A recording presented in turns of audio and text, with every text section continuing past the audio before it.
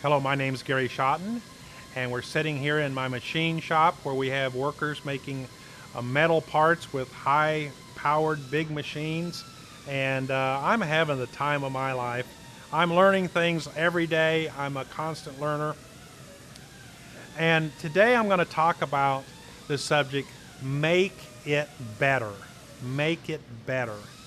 And what do I mean by that? So I'm going to start with a true story here about a chicken company in town.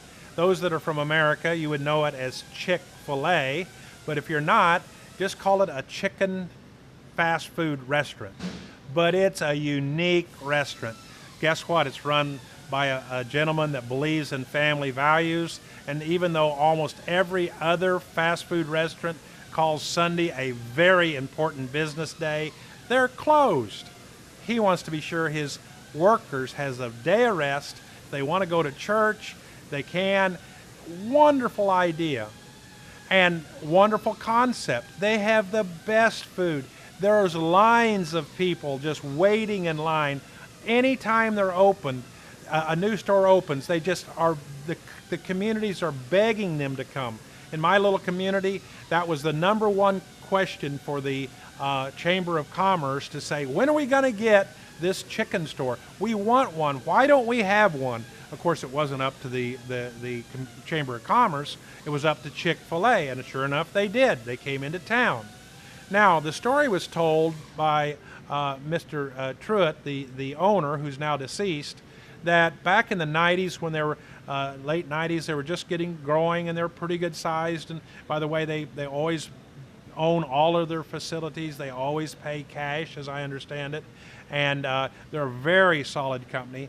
But he had his staff, his younger workers, and they're all concerned because another chicken fast food restaurant was coming into the market, and they seemed to be duplicating what this one, Chick-fil-A, was doing.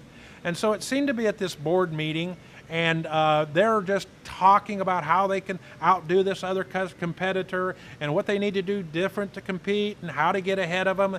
And Mr. Truitt was sitting there apparently, they say, with his arms folded, just listening in. And to get their attention, he bangs his hand on the table so everyone could hear it fairly loud, and they all took notice, and he said this classic statement. It says, if we get better, our customers will demand that we get bigger. Classic statement. That's a keeper. And think about it. He's not concentrating on getting bigger.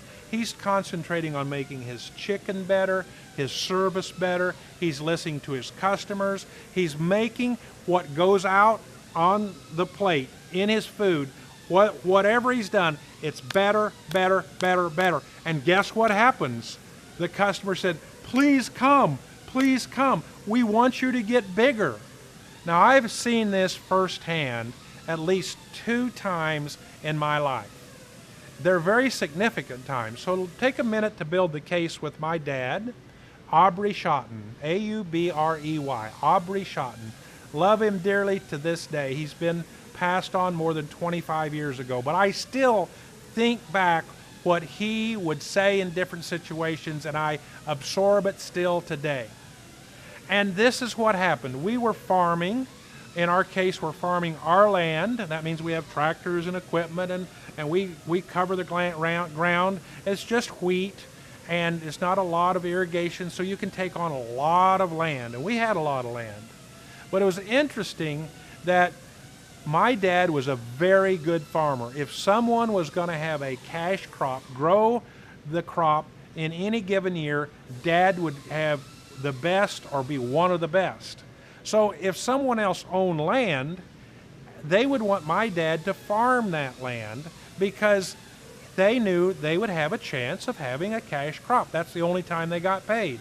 So I have listened several times when I was a young man where someone would call up Dad and want to talk to him in the evening, and they would try to convince him to take on more of their land. You know, Dad was always inclined, to be honest with my mom, basically said, we've got enough, don't get bigger. But the point was The more Dad got better at what he was doing, the more landowners called him asking him to take on their land so that there would be a crop and they would make money because of my dad's diligence. Good example for me. Now, I'm in this machine shop. It happened about 2008. We're rolling along pretty good, pretty fast. And it would be about 2010.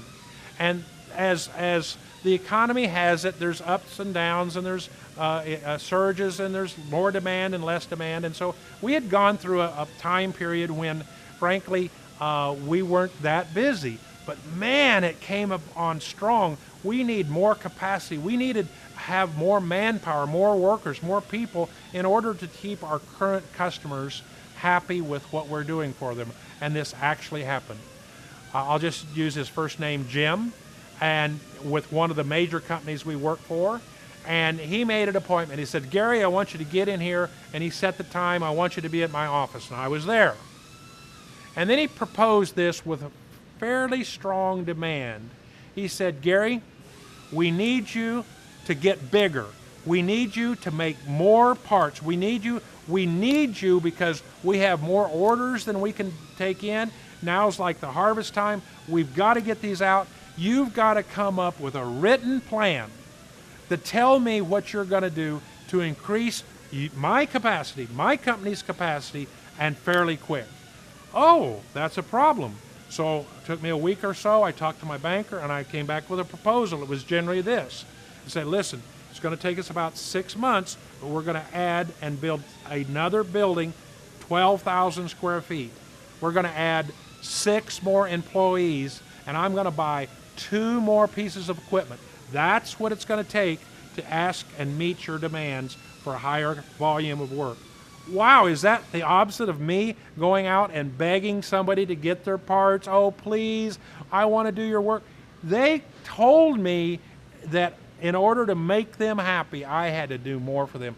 I keep working harder to get better and better and better. It happens all the time that our customers then come to us and they give us work because they know we're always getting better. It's another complete teaching on continual improvement.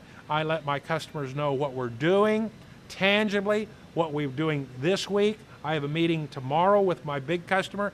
I'm laying out some things we're doing to make things better. You know what? They don't always say it, but they're saying, I want to move more parts, more work to AutoTurn, my company. It happens all the time.